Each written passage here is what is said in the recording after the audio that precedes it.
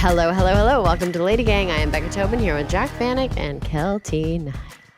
Hello, hello, hello. How is everyone doing? Chilling, yo. Chilling. Oh my God. I'm nervous to tell you guys my good week, bad week. Okay, well, Should we do it? I'm nervous to hear now. It's Yeah. time for Good week. Yes, it is. Bad week. Oh, no. I'm going to go first because I have to get this off my God. out of my system. First of all, I was talking about this last week or a couple weeks ago. I'm going to do my good week first and then I'm going to tell you my bad week. My good week is that I talked about the fact that I was on Reddit and I was Googling myself on Reddit and I found myself in pretty older women and I was like kind of honored. Wait, should we use hashtag pretty older women along with sexy mature? Yeah. Pretty older women. Yes. And so this week on the podcast, I want to tell you the other Reddit that I found myself under. And I'm also honored by this one. It's a good week. And Reddit has something for everyone. Yeah. So I thought people were really into my feet, because I have a 5-star wiki feed.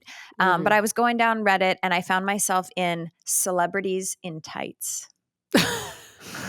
It's a collection of just celebrities wearing tights. What? And the photo they used is from when I did Roxy Hart for the Thanksgiving Day parade, best day of my life.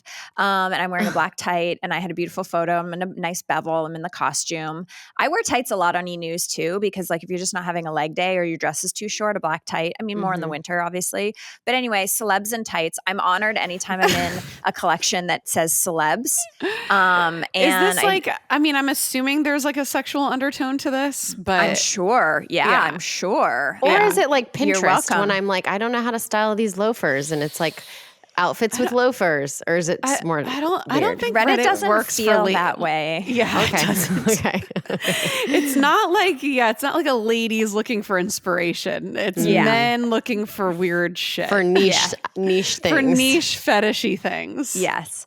Okay, my bad week is I'm going to be a little vague here and I'm sorry. It's because I don't want to go to jail. I'm a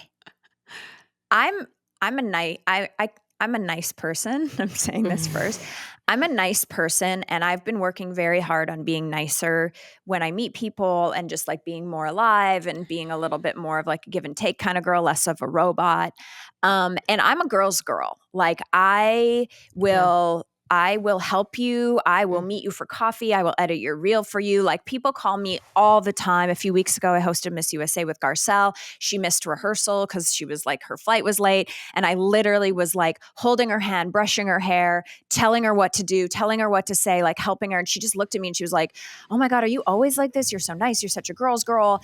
And I was like, well, you're obviously traumatized from your housewife season. But like, I do consider myself like, I work with women all the time. I'm really supportive.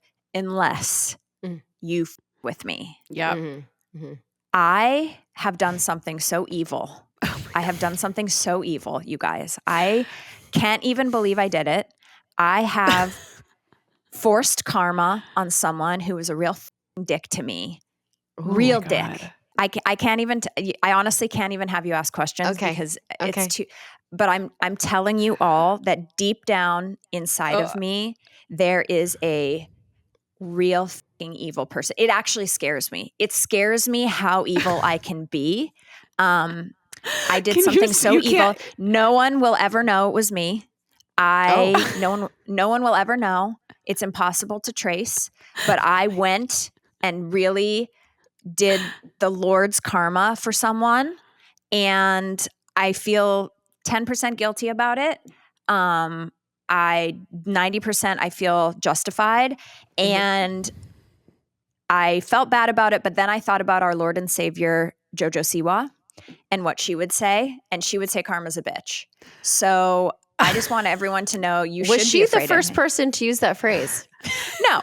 But did she coin that? But I'm she a should very get credit nice for it, person. I think. I'm a very nice person, and I'm not outwardly like gonna f you over. You know what I mean? You're never gonna know. You're not gonna know where it came from. You stood in someone's way of getting a job. I can't tell you. That's the only thing I can think of that you ever do. Because it's I've also done the that. only thing that Keltie cares about. It's not Exactly. like she's gonna like she's fuck not up going to call somebody's someone's relationship husband and be like, your wife's cheating. She's going to be like, live your life, girl. Yeah. I mean, I did hire a private investigator when my best friend's husband was cheating and caught him at the park. Well, that's beating because on you her. cared about your But friend. I cared I don't about think her. that's not the jugular that you would go for because you don't care about that. No. Okay, well, I'm is this a famous person? Yeah. Oh, Yes. Is it somebody that we hate too? she can't tell. I'm you? done Do we telling know the them? story. I'm just letting you know. Have I met that them before? You should be. I can't tell you. This is I'm not scared. fun I'm for us scared or the of listener. myself. Okay? I'm scared for myself. That's it. I'm like, I need to know more. Oh my God. Jesus. Okay. I'm going to go next, but I'm going to figure this out. Okay. I'm going to start with my bad week. So you guys know that I've been complaining about being bloated for the past year straight. And I'm like, is it like a gut thing? Is it like endo? I don't know. I went to my gyno. I was like, I think maybe with these symptoms, I might have endo. And then she's like, take some birth control and didn't like offer me any solution, whatever.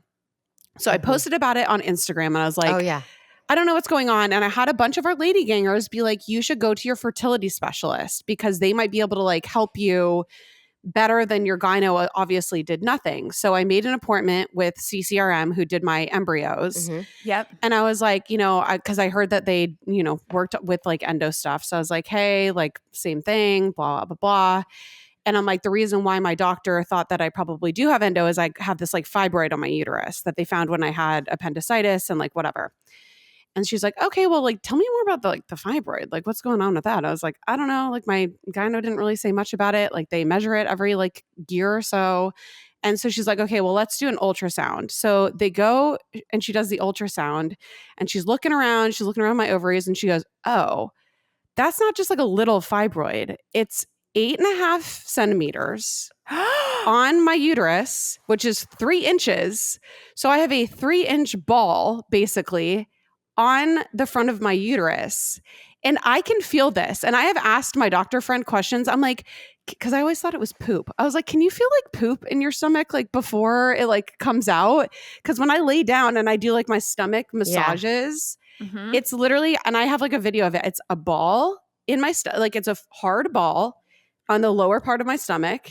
And it's huge, like literally this big. Yeah. And then she was doing like the ultrasound. She's like, yeah, that's your ovary. And then she goes over and she's like, see this big black spot that's covering the entire screen? She's like, that's the fibroid on your uterus.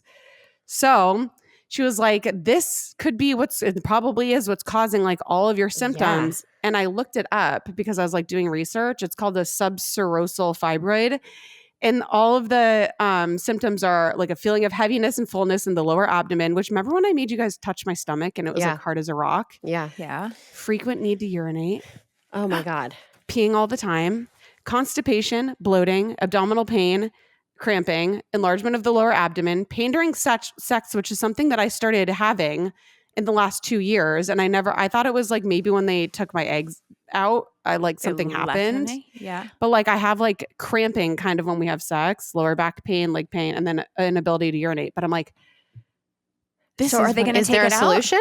So I actually have an appointment today with a specialist because I want to get it so when I did my Prenuvo scan last year, it was 6 centimeters because I went to go check. So it's grown 2.5 centimeters in the past 8 months. Wow. So it's just going to continue to grow and get bigger and like become just this big ball in my stomach. So I'm going to probably get it removed. But and then when they're in there, they can at least go check if I do have endo too, because you have to do the surgery to check. But you should also talk to, this is like stupid and nobody listening needs to, well, maybe they do.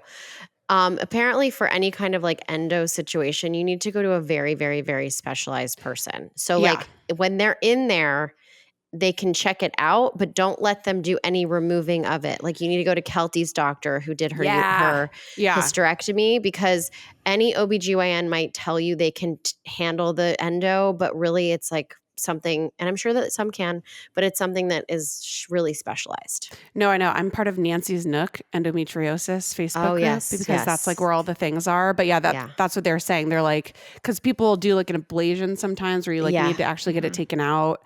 But anyways, I'm on this journey. I'm glad you have your answer. I mean, I'm not happy about your fibroid, but I'm happy you have an answer because that is frustrating. It's like, it's been like the bloating is literally insane. Like it'll be like before I even like eat anything in the morning. And I'm like, my stomach feels like I'm like 5 months pregnant. And it's only in the lower part of my stomach. It's the weirdest feeling. And I knew it was something weird and not just like, I'm sure I have some gut things going on, but like, it's something weird. And so I feel very validated. So I will tell you, Jack, like people, obviously the hysterectomy like removed a uterus and stuff, but the endo of it all is so fucking brutal. Like going through these last few months without the swelling, pain, rock in the gut feeling, the like, I'm wearing a dress and I'm like, why do I have like this rock in my stomach? Like I totally get that feeling. And once it's gone, you don't realize how much you were suffering. Like I feel so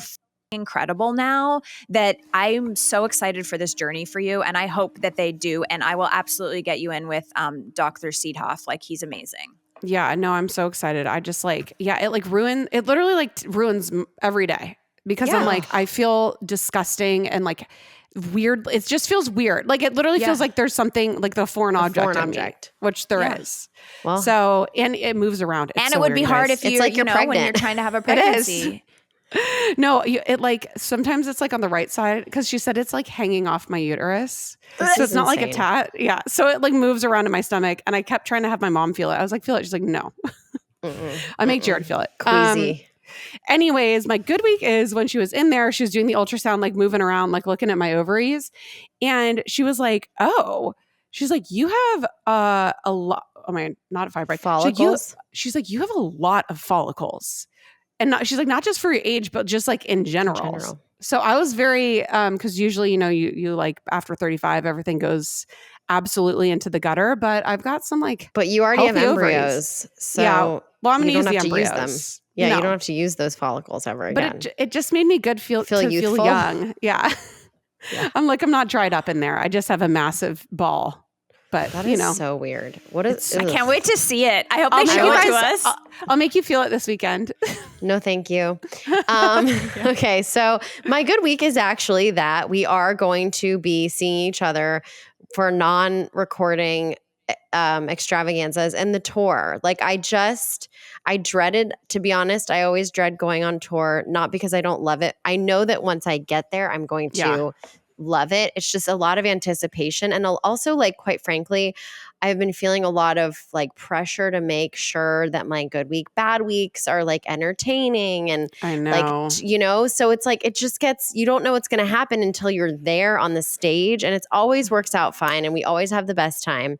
But I'm actually, the way we scheduled this tour is my favorite. A 1 weekend a month. We get to travel together. We get to eat together. We get to have fun together. And then we go home and do our thing. And then we come back a month later, have a little vacation stay, in a cute Chicago hotel or whatever. Yeah. So I'm feeling very happy. And also the fact that I won't have a newborn on this one. So it'll be super exciting. It'll be a little bit different. My bad week is that so every time I have a dog in my life pass away, I always say I'm never getting another dog because I never want to have to deal with the death of a dog.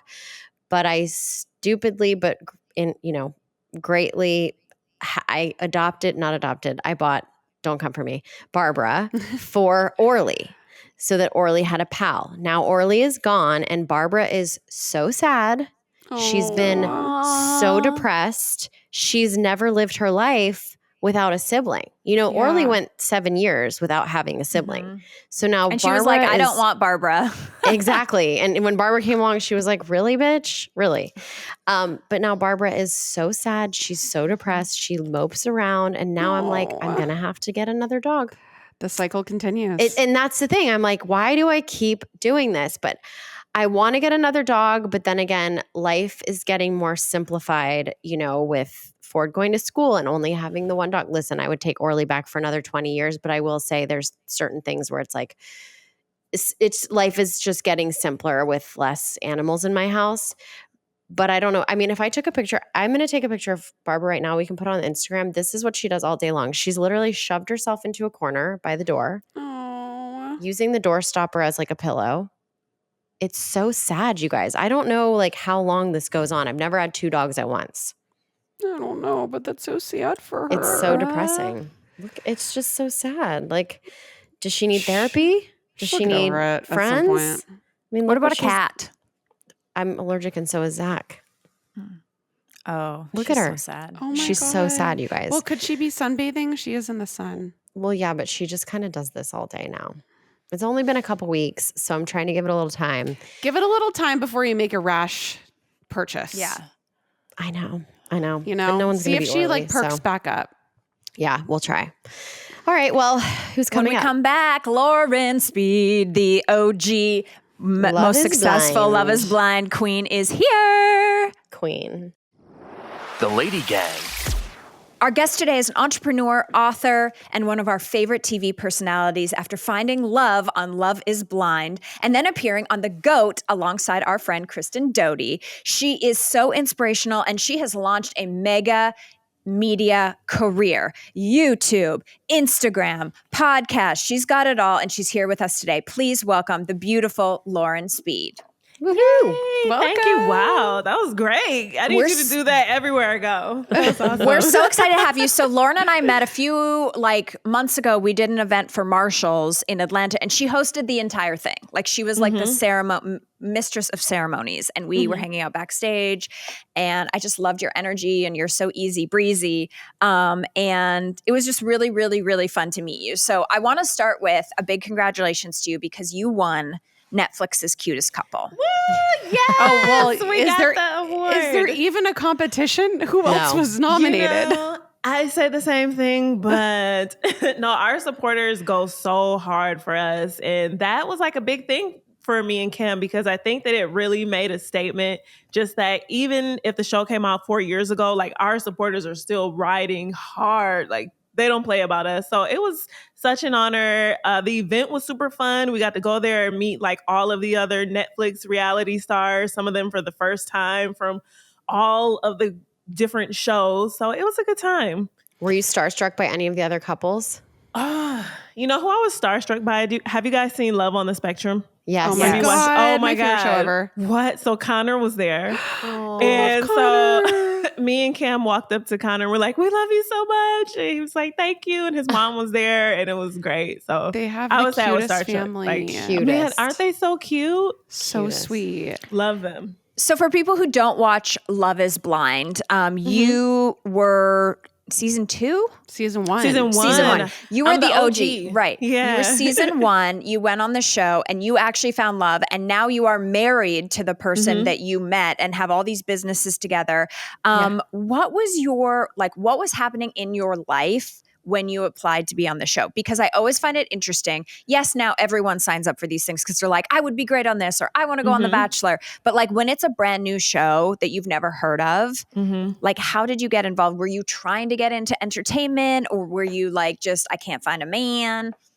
Well, I definitely couldn't find a man. So that's what led me to the show to continue to do it. But just at the time, my life was actually in a semi-dark place. I had quit my corporate job. I was working on my business that I have, my media company. It had kind of slowed down. I was struggling. I was depressed. And then the previous relationship that I had ended maybe like almost a year before. So your girl was down. I was down pretty bad. And so I received a DM from one of the casting directors. And she DMs me because I never wanted to do reality TV. That was just not my thing, even though I did modeling and I did radio. I'm a creative. Like that's, I watch reality TV and I think about people throwing drinks in each other's face. And that's not me. So when I first saw the DM, I was like, no, that's not for me. And then she was so persistent. Her name's Lauren Spears. So then she was like, will you date and you don't get to see the person? I was like, you don't get to see them. Like, that's interesting because so many of my other dates have been so surface and selfish, hell. And, it was just dead ends, terrible dates, so I was just like, well, I'm kind of drawn to the fact that I won't be able to see him. So our connection will be just based off the things that we have in common, like not how hot he is or he likes how big my boobs are. So, I was really drawn to that. And then I decided to do it and the rest is history. How did they describe the show to you in the beginning and how was it different than what you kind of thought it would have been? You know what they said? Well, it's gonna be a dating show. We're gonna put you guys in these rooms. You're gonna talk through a speaker, and you get to date 15 guys. So they really kept the details, honestly, kind of under wraps. They did not tell us much, which is crazy thinking about it because I'm just gonna share this on the Lady Gang exclusive. Because we had to meet up at a hotel. I was like, please don't let me get kidnapped. Like, please let this be a real show. Oh my God. Because we couldn't bring our phones. And then once we met the producers and everything, they would ride us around in these like big, huge vans with garbage bags on the windows. Because they didn't want a chance of seeing the guys. Each other. Yeah. So that was kind of scary. I was like, please be a real show. Please tell me. But, you know, eventually I realized, okay, this is a real thing. We got to set and it was for real. Did they tell you about the engagement and then like wedding portion of it? So they said, you know, you're going to date for about 10 days, up to 10 days, a little bit over a week. And then if you feel a connection, then someone could possibly propose to the other. And I was like, I'm not getting married. Like that was never in my mind. Even though I was open-minded to meeting someone, I was like, this is a cool way to meet someone. And they're in Atlanta and my dating life sucks. Why not? I'm open to it. Like, what's the worst that can happen? I actually have a husband, and that's what happened 6 years later. But yeah, I never expected to really go on there and really, I didn't think it was going to happen. That's why when it started happening while we were filming, I was getting scared because I was like, oh my God, I really like this guy. Like, I really feel real emotions developing. We cried on our second date. That was it for me because I had never cried on a date, never cried in front of like a guy, just been that vulnerable. And we cried over our love for our family. We just got overwhelmed talking about, I love my mom too. So I was just like, this is a connection that I've never had before with anyone. So it was special. Why do you think it's worked so well for you guys? It's like, you know, there have been some success stories and there's still some relatively new, but how many, you guys are years in, like 4 years? It'll be 6 years this year. Wow. That we've been married. Yeah. Why do you think you guys have worked out? I think that we worked out, well, for one, starting with the show, when we were on there, we were very honest with each other. We were being ourselves. We weren't trying to like ham it up and be a character for reality TV. Because in my mind, I was like, I don't want to go on there pretending to be someone and then marry someone and they think I'm that person and that's not me. So it was super important for me to be my authentic self. Same with Cam. And I think that the foundation, honestly, of the show, of the communication aspect of our dates, just kind of getting to the root of whatever it is that you want to say right away. Like, no beating around the bush. This is how I feel. This is what I like. This is what I don't like. You said this the other day. It kind of upset me. And that's honestly carried us through our marriage. Like, we still communicate like that. Like, we don't hold back. Oh, I love that. And you guys were the first, he was the first to propose, right? Yes, he was. It's just like so crazy to me. Did you have... which also you guys are like Love is Blind sweethearts. Like, I think it kind of skewed my expectations for the show after because I'm like, oh, we'll have another Lauren and Cam. Of course there'll be another one. And then like there never has been one like you guys. Like, you guys are like perfection to me when it comes to the couples. But you obviously dated the other guys too. Like, did anybody say anything really weird? Like, were there creeps? What were like, were there weirdos? What was the vibe? There were definitely some weirdos. Okay, so when we would go on with the dates with the guys, we had these little notebooks. So we would write in like, nah, not feeling him, like him. And then so the producers would read all of our notes afterwards. And if it really wasn't a connection going on, then you would just kind of stop dating seeing those them. other people. Yeah. So it kind of whittled down. Maybe you just started talking to 3 guys or 2 guys. But there were definitely some creeps, girl. Oh my God. And it was definitely some awkward conversations. And I like going into Love is Blind, my mindset was, I am not here for games. I'm not here to waste time. If I don't feel it, I'm just like, you know what? I think we're better as friends. Yeah. I'm not feeling the spark, but it was definitely some stuff that got cut out. The pods to me are like the most interesting part of the show. In these later seasons, they're showing more of them, but they didn't show much in ours because there was so much gold in there. There was so much gold. I want them to bring you guys back as like coaches. You know how on like The Bachelor, they'll bring back past bachelors and kind of talk them through. I Yeah. do wish, because you guys obviously have really good communication styles, and that's why it worked. I bet you could coach some of these girls into asking the right kinds of questions. And like, because I always think about if I were in that pod, I don't even know where I would start. Like, I don't even know how to get to the heart of a person.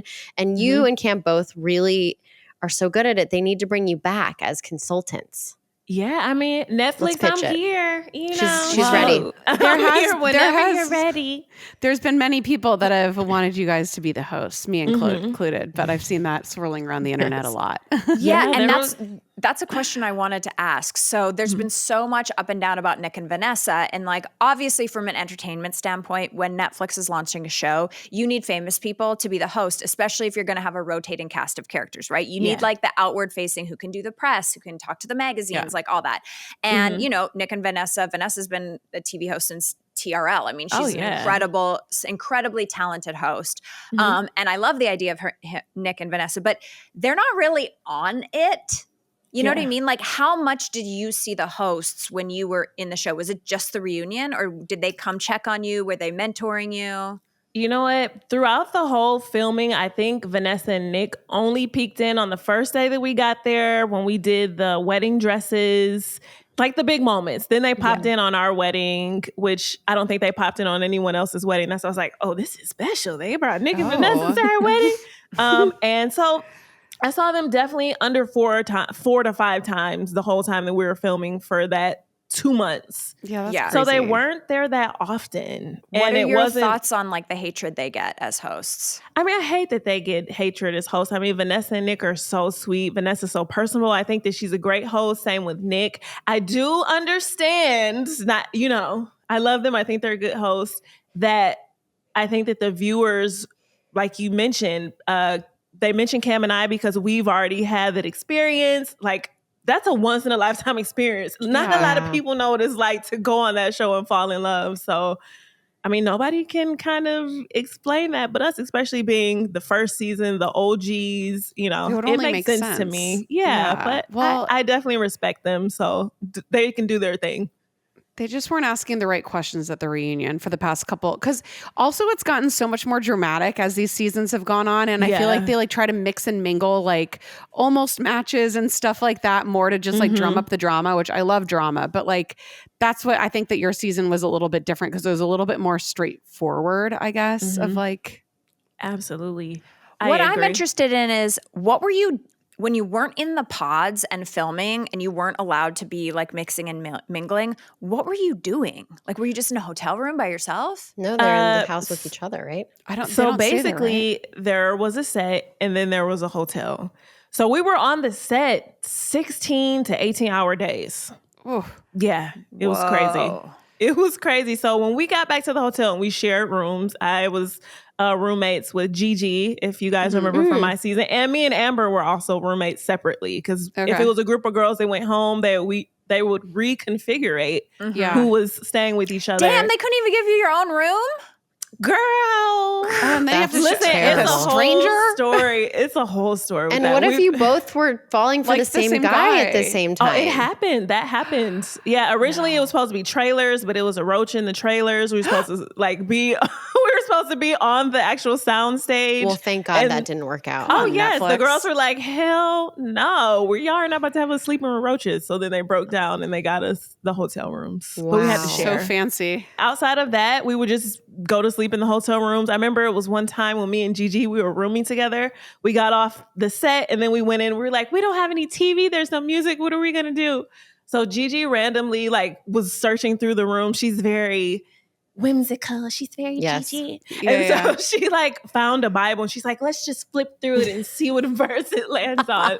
And it was some random verse. And she's like, yes, this is speaking to me. And I was just like, girl, Listen, I'm going you got to do what you got to do. Wow. Yeah. So, It's like you you're know, in stuff like prison that. together.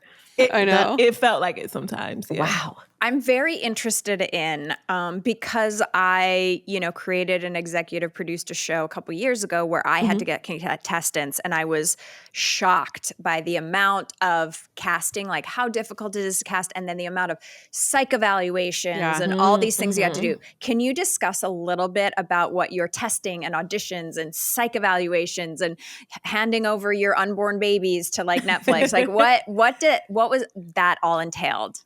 Absolutely. So the whole process from when they first reached out to me to when I actually walked on stage to the show was probably about 6 to 8 months. Oh, wow. So it took a long time, the casting. It started with the DM, then it was a follow-up Zoom.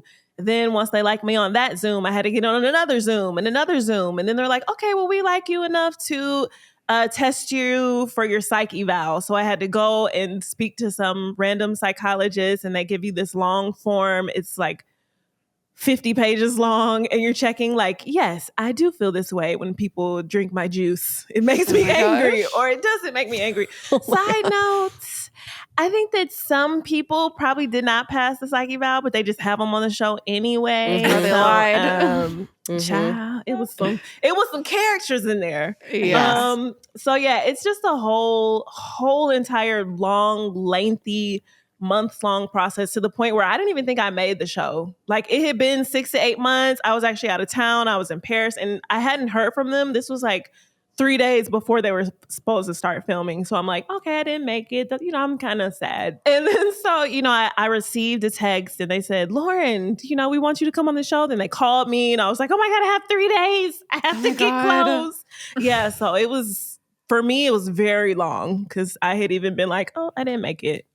It was like a big hurry up and wait. Now on Bachelor, they talk about like a packing list. They're like, bring this, you need this, you need this. Was it the same thing? Did they give you a packing list? They did. Well, they gave us direction. They said, bring something comfortable, bring something sexy that you would wear on dates. And then they said, bring something that you would gift someone who you would like to date that represents you or something like that. And you're like, here's an What'd old you pair bring? of panties. Yeah.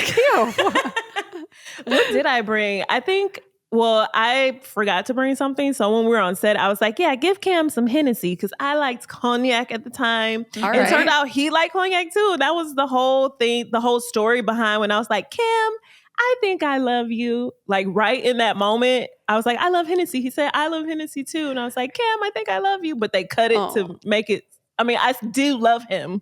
But it was from that But I moment. love the Hennessy a little bit more at the I moment. love Yeah. Hennessy. Okay, and then I want to know contractually, like, did they own your future and your relationship? Like, when you get married, we're obviously married, but then this vow renewal that you did or children that you have, like, did they have the first right of like, we get to make a special out of that no matter what? Definitely for a certain amount of time. So I think that we had to be exclusive to Netflix and the production company for a year after its release. So, but that, of course, a year after its release, that's when the show blew up and we got all these crazy offers and all this stuff was happening. So there was a period of exclusivity that was kind of a downer a little bit because it was like, and then, well, I don't want to get into all that, but it wasn't the best deal. That's all I'm going to say. But I'm going on a reality show for the first time. I'm not thinking that. I didn't think that the show would blow up and I would get all these opportunities and stuff like that. Also, Kim and I, after the show came out, we went into Target and we saw a Love is Blind board game. And we're like, what? We didn't even know they made a board game. We better not be on this damn game. Were you on it? We opened the box and they had like a little note that said Lauren and Kim sitting on the table. They didn't put our faces in it, but I was like, that's our likeness. But then we looked back like, girl, I contacted the lawyers and everything. We signed off our you sign away your life. Yeah, for the show. How was the NDA? Is your NDA still going? No. So my NDA is not it's kind of she's trying to be the host of the show. She's not going to go and spill any tea that she's not supposed to spill. Well, I'm just wondering because like some shows NDAs are like the Bachelor the rest NDA of your is life. like insane. Oh, yeah. I mean, I think at this point I'm free to say what I want to say. I did have a podcast with Netflix up until the top of the year, so they also had me like in the contract, like I can't speak just bad things about Netflix and things like that. But technically, I'm out of that now. But I just don't think it would be in good taste for me to bash them. So, I don't really have much to bash them about. What you recently did your vow renewal. What was that like? Yeah. Oh my God, we did our vow renewal in Vegas. It was amazing because when you get married on TV, you can't really control the things that you want to control, So we were supposed to do a renewal like back around COVID time after the show came out because we could tell where people were in a relationship. We've been together for 2 years. Like we want to renew our vows. Mm-hmm. Then the world shut down, so we couldn't do that. So we ended up waiting, and then we were like, 5 years, this is the perfect time. So we flew some of our family members. We went to Vegas. We were at the Bellagio. I got a chance to see Usher, baby. Yes. And we renewed our vows, and it was so beautiful. It was amazing. So speaking of the weddings, I've like done some research about it. So Netflix like pays for the basic wedding, right? And then it's like if you want any like bells and whistles, you do it for yourself. Absolutely, what did your wedding end up being in that the grand scheme of things in that? I don't know the exact cost, but I was because I was one of those girls who had like a dream, like I want my wedding to have flowers and da-da-da. So I wasn't expecting to get married on reality TV. So some of that stuff I couldn't do, but the producers were very nice and they were like, well, whatever you want, we're going to try to get for you. So I got the dress that I wanted that was available. Because we could only pick from what was there. If we didn't like what was there, then of course, if we ordered it, if it went over our budget, then we had to pay the difference. So I like my dress. I like my flowers. The cake was good. Only thing is that during the wedding, we didn't really get a chance to enjoy the moment because there were even times when they stopped us like, I know you love each other, but pause. Can we set the camera up over here? Like, this is our wedding. No. Like, Cam and I don't even remember tasting the cake. Like it was literally, okay, you did this, now this, now this. It got to the point where we even had to tell the producers, like, look, we know this is for TV. Please, this is still our wedding. Our family flew into town. Let us have these moments. And even to the point where my dad had got upset because after they got everything that they wanted, of course, they rented the tux for the show. They're like, okay, well, we're done, Kim. Can you take the tux off? So, and this is like, the wedding was still going on. Can you take the tux off so we can return it? My dad was like, hell no, he's not taking the tux off. This is his wedding. That's crazy. Yeah, so reality TV. And that's probably why the renewal, like, meant a lot, right? Absolutely. We did it on our terms. We did it our way, how we wanted to do our time frame, and it was perfect. I love that. And then how has like been navigating this? You're a couple who fell in love and got married on television, and then you're trying to have your career. Like, I think the show has, in some ways it can, when people do shows like this, it kind of can ruin your career. But I feel like America Fell in Love with you guys, so it's probably opened a lot of doors. But like, how has that been since you became like America's couple? We've been very blessed. Like you said, luckily we have gotten a lot more love than hate, which sometimes that doesn't always happen on reality TV, most of the time. And we've kind of been able to maintain that vibe in our social media presence. Like I mentioned earlier, our supporters go so hard for us and brands take notice and we get opportunities to host things. Prior to going on Love is Blind, like I mentioned, I already worked in media. I was doing hosting things, radio and my own YouTube stuff. So when I got the opportunity and brands came coming, I was like, oh, I'm ready for this. Like, yes, I'll do the opportunities because honestly, that was my career path in the first place. So it's amazing how those things melted together. Working with your spouse though. Yeah, let's talk about that. No. Oh yeah. It's definitely, we're still learning. We've been married for 6 years. We've been working together for 4. And it's hard because you have to learn how to separate, okay, this is my husband right now. This is my business partner right now. And that's hard for me. I'm a Scorpio. I'm very career driven. So I'll be mad about something, be like, Cam, this is how you do it. Da, da, da. And then later Cam will be like, I don't really like how you said that to me in front of, the people. And I'm like, what? It's business. And, so he's a Cancer. He's very sensitive. And I'm a Scorpio. I'm all about fire. So in business, that's kind of hard to navigate. In our love life, it's great. We're yin and yang, you know? So, but it's something that we've been working on and we've gotten a lot better, and therapy has helped. So Good. yeah. I love that. funny. You we fell in love and then we just got to try to keep it together. Try to keep it together. Absolutely. How is he with you when you separate? Like you do a lot of things as like Cam and Lauren, but like when you're asked and he's not asked, does he get jealous? I think at first, he was never jealous. I'm not going to say he was jealous, but I think at first it was difficult because these things were happening. And at first it was like stuff together. Now it was me separate, and he would get separate things too. So it was just kind of like awkward because we had to be in two different places. He would be at home, I would be traveling, or vice versa. And it was never a jealousy thing. It was just an adjustment period thing. Because I don't think anybody wants to feel left out or not included. But I mean, we got over that super quickly. It was just like, hey, it's all for the home team. It's all for our house. It's for our marriage. It's for our family. Like, I'm rooting for you. You're rooting for me. We're partners in this, supporting each other. And then quickly got over that. Because these bills got to be paid now. No That's what I kidding. say. Honestly, Chris and I in therapy, Doesn't matter. the thing that I've learned in therapy being married is just like, no matter what, like our rule for our marriage is like, no matter what, we have to be on the same team. We may not agree with the way we're doing it. We may, each be like out doing the thing, but like at the end of the day, forward facing, because there was a time, I mean, I still am so bad at it, but there was a time like I talk shit about something he did business-wise to a friend. And he was like, no, like we have to be on the same team at the end of the day. And I thought that was so important love that. in a marriage. Okay. Last thing for any of our girls that are like, you know what? I'm seeing myself in Lauren right now. I'm in a dark spot. Nothing's happening. I'm not feeling good. I think that I would like to apply to be on Love is Blind or one of these shows. What advice do you have to someone who's embarking and trying to get placed on one of these shows? I would say if you're trying to get placed on the show, first know your intention for going on the show. Yeah. If you're going on there to just have a good time, to just get some FaceTime, cool. If you're going on there to really fall in love and find a relationship, then that's kind of a whole different thing, girl. You got to go on there with your vulnerability on your sleeve. You have to go on there being fully yourself.